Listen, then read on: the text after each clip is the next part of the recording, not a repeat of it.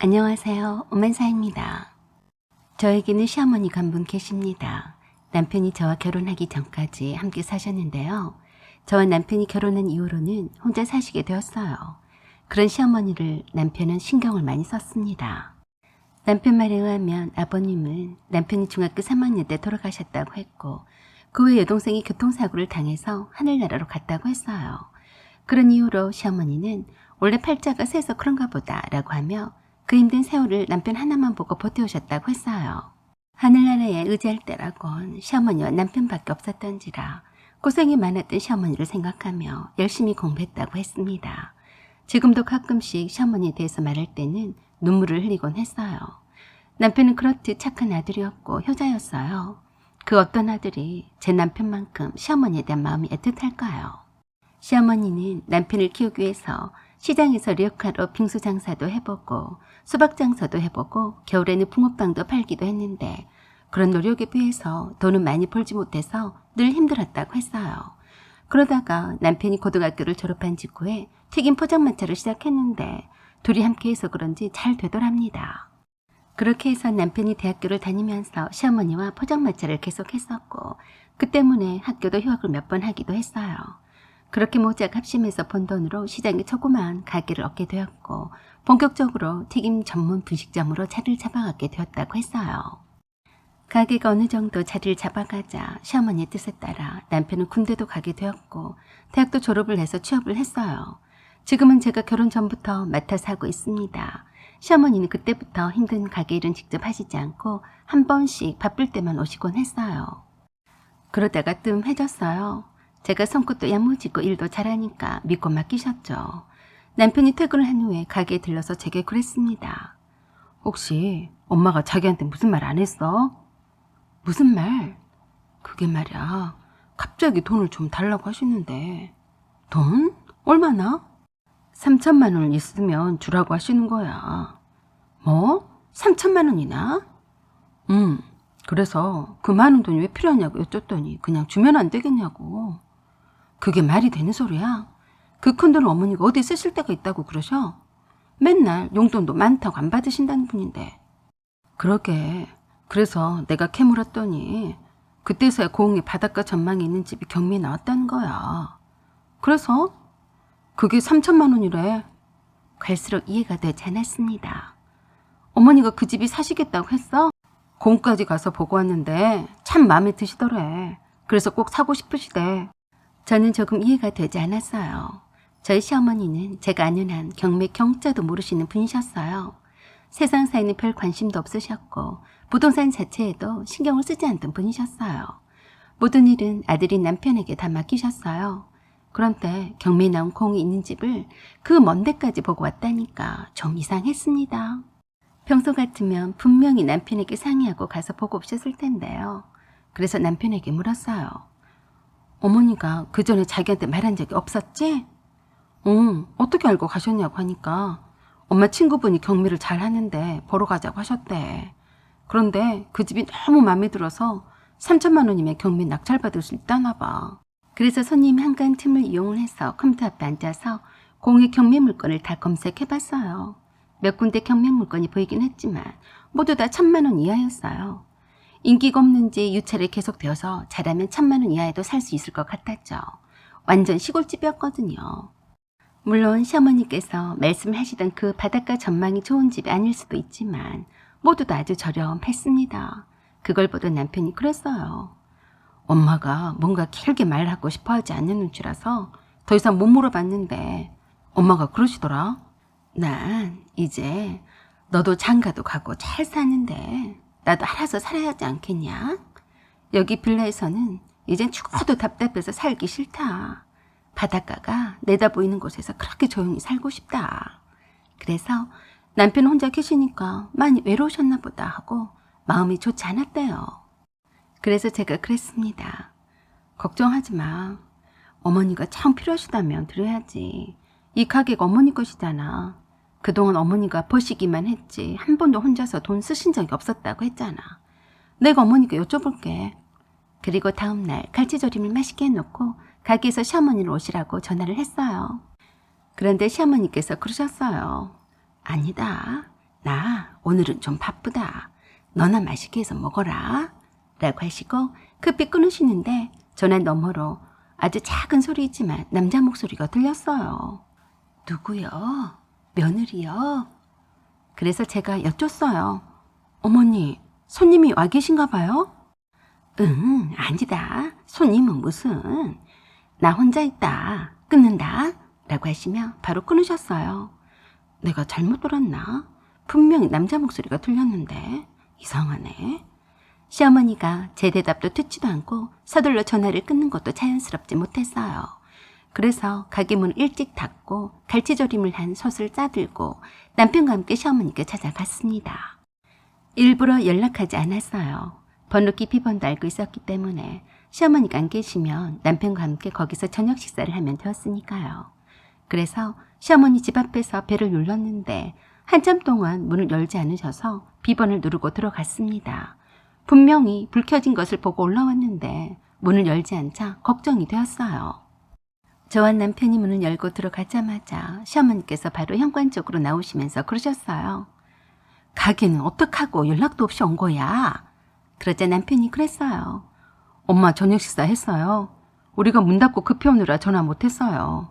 엄마랑 모처럼 갈치조림에다 밥 먹으려고 왔어요. 남편이 갈치조림을 든 쟁반을 들고 들어오자 안방에서 웬 남자가 나왔습니다. 그때 어머니가 그러셨어요. 여기 이 사람은 내가 잘 아는 동생인데 아까 놀러 왔어. 아, 네. 안녕하세요. 손님이 계셨네요. 그러자 시어머니가 그 남자분한테 그러셨어요. 자기 내 아들이야. 여긴 내 며느리고. 자기? 시어머니 입에서 그 남자분한테 자기라고 한 말이 참 거시기 했어요.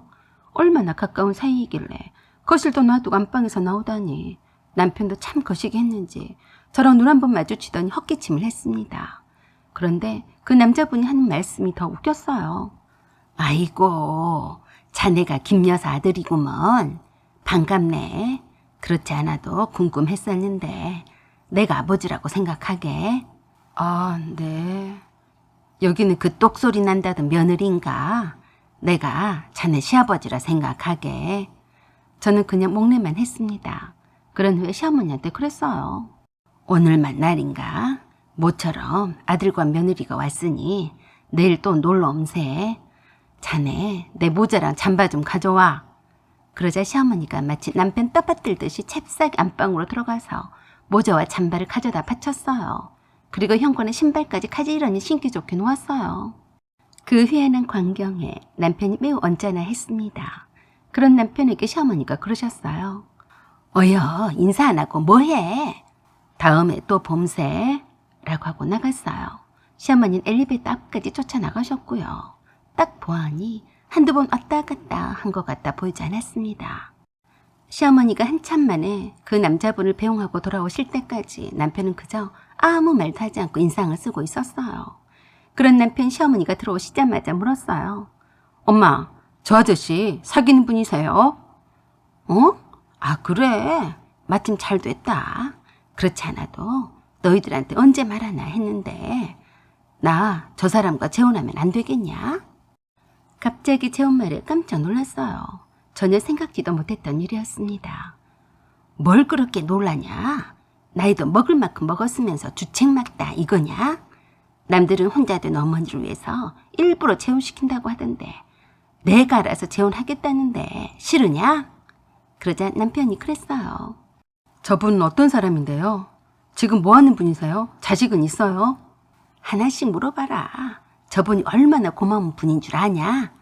내가 혼자 산다고 우리 집에 와서 형광등도 갈아주고 싱크대 물 새는 것도 잡아주고 얼마나 나한테 잘해주는 줄 아냐? 내가 평생에 그런 대접을 받아봤어야 말이지.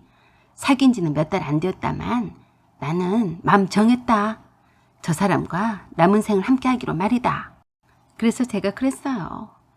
어머니 축하드려요. 좋으신 분을 만나면 좋은 거죠. 그래, 내 며느리밖에 없구나. 그래서 제가 여쭙습니다. 어머니, 그래서 저분이랑 재혼하시려고 공에 집을 보러 가셨어요?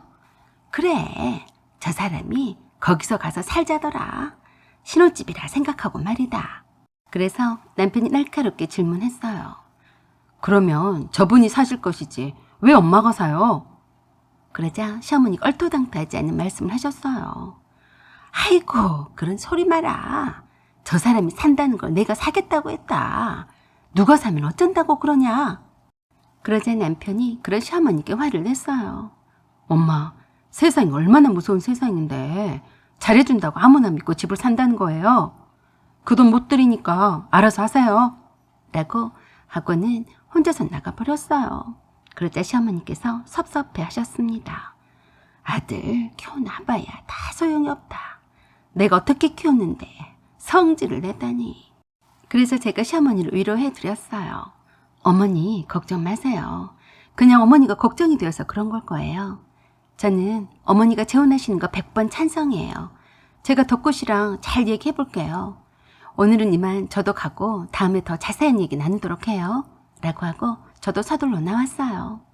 솔직히 저도 그 짧은 시간 동안에 시어머니가 남자친구가 생긴 것도 모자라서 재혼까지 하겠다고 하니까 놀랍기만 했습니다.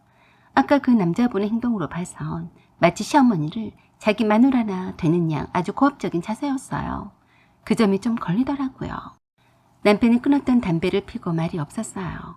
늘상 혼자 있었던 시어머니에게 갑자기 남자친구가 생기고 재혼까지 하겠다고 하니까 조금 놀란 것 같았습니다. 그래서 그냥 먼저 말할 때까지 아무 말도 하지 않았어요. 그리고 그 다음날 저는 다시 가게에 나와 일하고 있는데 이른 점심시간에 또 시어머니와 시어머니의 그 남자친구분이 오셨습니다. 이젠 대놓고 자유롭게 출입할 생각인 것 같았어요. 그리고 시어머니가 저에게 그러셨어요. 이분이 입이 좀 까다로우니까 튀김을 새 걸로 튀겨서 맛있고 정갈하게 푸짐하게 이것저것 해서 차려봐라. 라고 하시는데 시어머니가 그 남자분께 정성을 다하는 눈치라서 좀 불편했습니다. 전날 저녁에는 자세히 못 봤는데 화난 낮에 보니까 얼굴에 뭘 그렇게 발랐는지 빛나리에다 진한 향수까지 저희 시어머니와는 안 어울렸어요. 일단 손님이니까 정성껏 대령했어요. 그때 마침 친정엄마가 가게에 들어오셨어요. 엄마를 바로 알아차리고 시어머니가 먼저 인사를 했습니다. 안사돈 오셨어요? 아, 네, 계셨네요. 시장에 왔다가 들렀어요. 그러다가 저희 친정엄마가 시어머니와 마주 앉아있던 그 아저씨를 보더니 그랬어요. 아니, 수정이 아버지 아니에요? 여기서 뭐해요? 지금 수정이 엄마가 병원에 있는데 수정이 혼자서 얼마나 힘든 줄 알아요? 그 말에 놀라는 건 시어머니뿐만이 아니라 시어머니 남자친구분도 마찬가지였어요. 제가 친정엄마한테 물었어요. 엄마, 이분 아시는 분이야? 알다 마다. 우리 아래층 아저씨잖아. 수정이 아버지, 수정이 엄마 아픈 건 알고 있어요? 수정이가 병원비가 없다고 울면서 아빠가 연락이 없다고 하던데 얼른 수정이한테 연락 좀 해요. 그러자 일어나더니 아무 말도 없이 후딱 가버렸어요. 시어머니는 친정엄마에게 자세히 물었어요. 안사돈, 저 사람이 아래층 사는 사람이 맞아요? 네, 그럼요. 그런데 사돈하고는 어떻게 하는 사이예요? 그러자 시어머니가 갑자기 자기도 바쁜 일이 있다며 황급히 도망치듯이 나가셨어요. 그날로 시어머니는 더 이상 저와 남편에게 재혼하신다거나 경매로 집을 산다며 3천만 원을 더 이상 말씀하시지 않으셨어요. 저도 남편도 모르는 일처럼 함구했어요. 시어머니 집에 가봤어도 그 아저씨의 흔적은 눈 씻고 봐도 찾을 수 없는 걸 보면 두 분이 그날로 바로 헤어지신 것 같았습니다. 그 후로 시어머니는 부쩍 가게에 자주 나오셔서 일을 도우시네요. 저는 친정엄마에게 주변에 수소문해서 좋은 분 있으면 저희 시어머니 남자친구분으로 소개시켜달라고 했습니다. 좋은 소식 있었으면 좋겠습니다. 사연은 여기까지입니다. 구독과 좋아요 부탁드려요. 감사합니다.